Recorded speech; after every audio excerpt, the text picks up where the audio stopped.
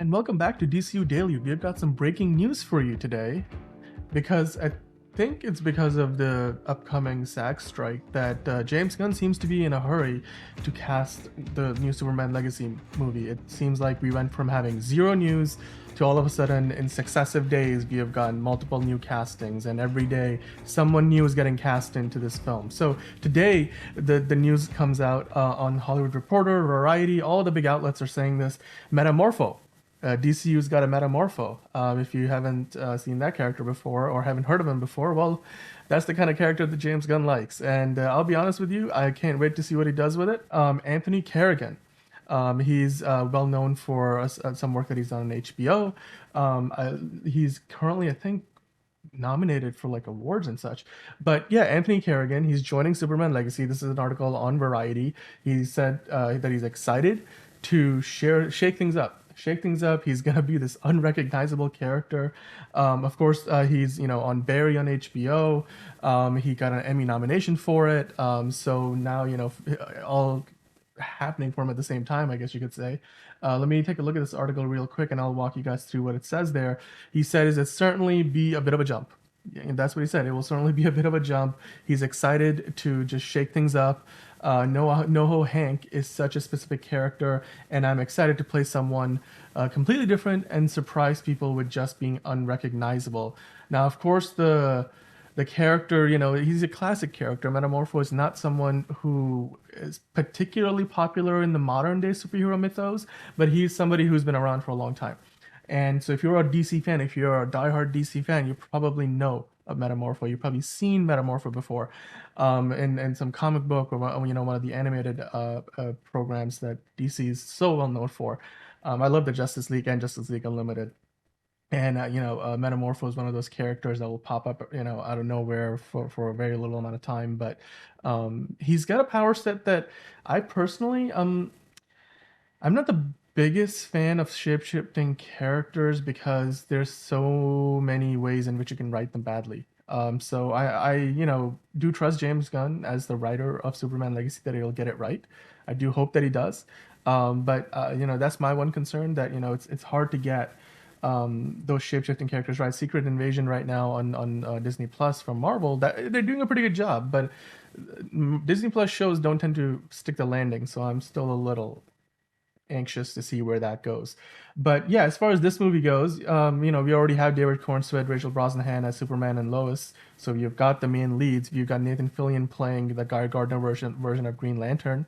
Isabella Marquette joined as well. She's gonna be Hawkgirl, and Issa Gattiger, I forget his last name, but like he's gonna be joining as Mr. Terrific. I love him on For All Mankind. His name is a little harder to pronounce, but we had that news yesterday, and today we get the news that, of course, Anthony Carrigan is joining the movie, as well as the character who, in the comics, his alter ego is an archaeologist. He goes by the name of Rex Mason, and we know him more famously, I suppose, relatively speaking, as Metamorpho.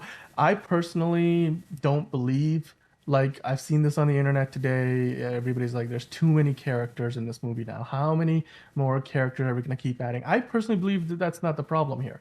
And I think James Gunn, if and more so than any other director working in the genre, has proven over the years that he can handle a lot of different characters. He can handle, a dozen different characters and give each of them the space they need and the importance each character deserves. And, he doesn't try to all of a sudden, make the movie about all five characters equally.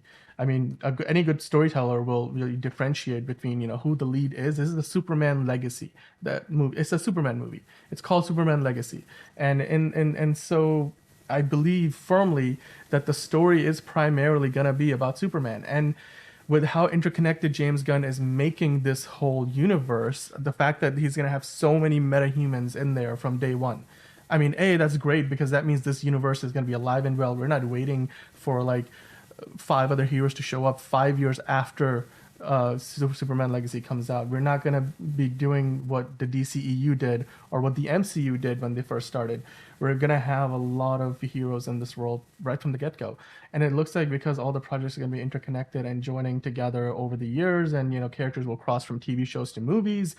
What they're doing here is that they're introducing a lot of these characters and being played by actors who who are gonna stick around and play the characters for other projects. I mean, like I think this is it's great that they brought in Nathan Fillion as the Guy Gardner Green Lantern, and he will be the first Lantern in the new DCU.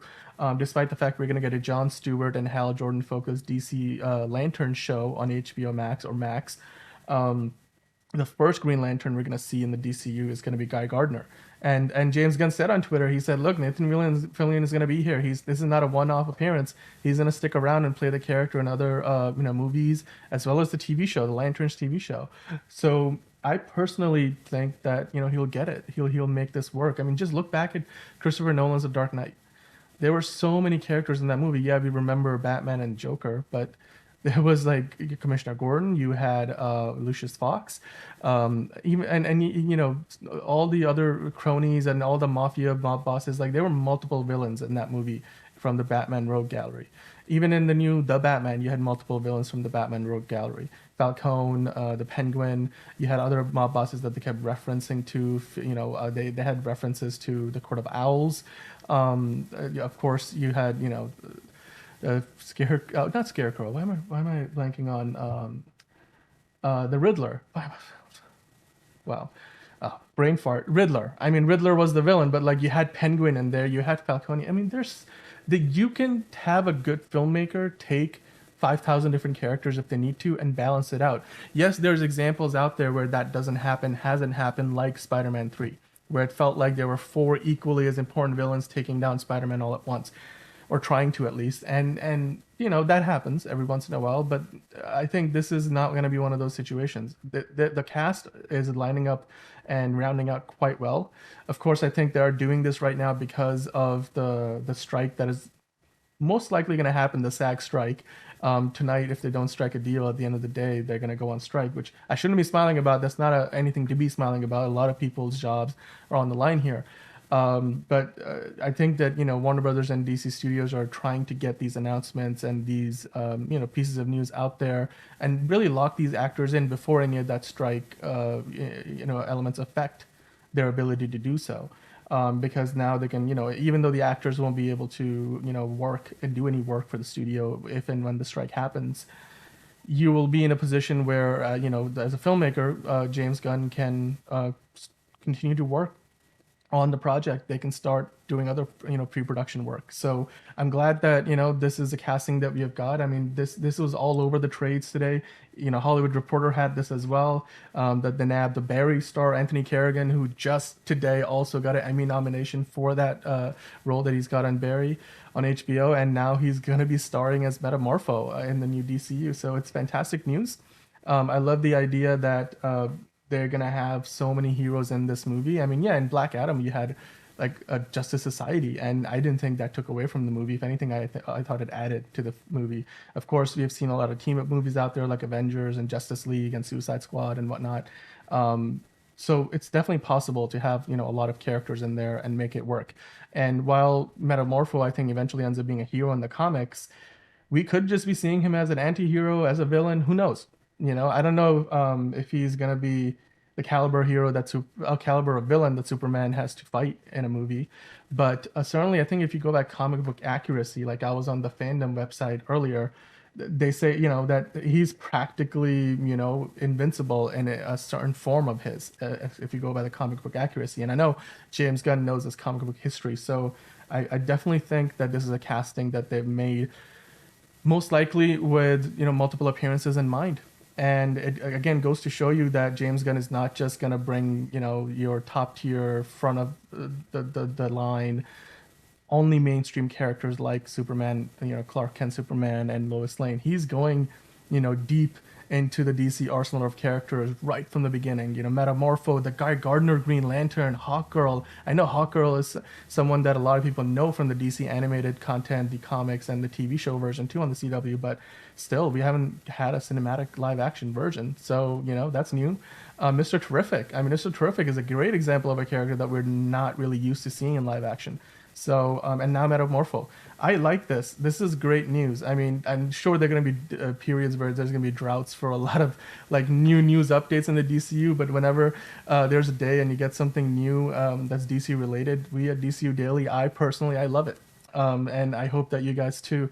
Love it too. And you know, we're gonna be following these news, as you know. We're gonna talk about it further and further in the weeks to come. You can join me again tomorrow on the next edition of DCU Daily. Of course, we are with you every day of the week, doing news analysis, breaking news like this one, reviews of a movie, looking ahead to things like Blue Beetle and Aquaman and the Lost Kingdom. So, you know, if you like the video, hit that like button, subscribe, you know, keep coming back. We are here at DCU Daily. We are working hard to get you all the news. This was on Variety and Hollywood Reporter. It broke, you know, not that long ago tonight. So I wanted to make sure that I shared this with you, and let me know in the comments below what you think about this casting, and how do you think the Superman Legacy cast is looking now. I personally think it's looking better and better because, you know, they're just adding a lot of, you know, top tier talent here, and that can only be a good thing. We'll have to see how the movie does when the movie comes out, but until then, I think these are all good omens. So let me know in the comments below, like and subscribe, and I'll see you next time on DCU Daily.